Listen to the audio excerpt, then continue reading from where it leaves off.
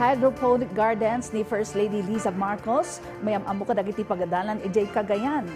Gan manurusuro idiay Isabela na ipayan iti libre bagas. Damdamag Region 2 iti panagsubsubli ni Janice Denis. Manamnama ang mayuswat kadagiti pagadalan ijay Cagayan ti Hydroponic Gardens ni First Lady Liza Marcos kan Governor Edgar Aglipay. Panggal ti programa nga ipakaammo kadagiti estudyante dagiti kabaruan at teknolohiya iti panagmula usar ti hydroponics.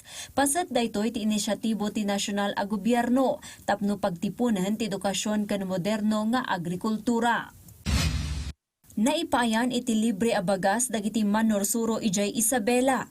Iti datos, dumanon iti nasrok 1,500 ang manursuro ti benepisyaryo iti semestral rice subsidy ti DepEd Isabela. Manamnama ang maipayan dagiti dadumapay ang manursuro iti sumarsaruno nga aldaw. Inwarasan ti probinsyal a gobyerno ti Nueva Vizcaya kadagiti barangay officials ti tulong pinansyal manipod kani President Ferdinand R. Marcos Jr.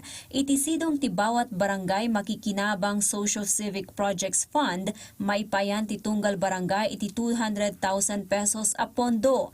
Mailatang dagitoy iti 5 a presidential scholars ken panakagatang kadagiti kagawaan a maaramat dagiti umili. Linagip ti probinsyal a gobyerno ti Batanes dagiti kontribusyon ni sigod a Governor Vicente Vic Gato. Itay agsapa na isangpet ti bangkay ti sigod a gobernador iti sangwanan ti Kapitolyo. Sinagutan dagiti empleyado ti bangkay na iti sabong. Janice Denis para iti Pagilian.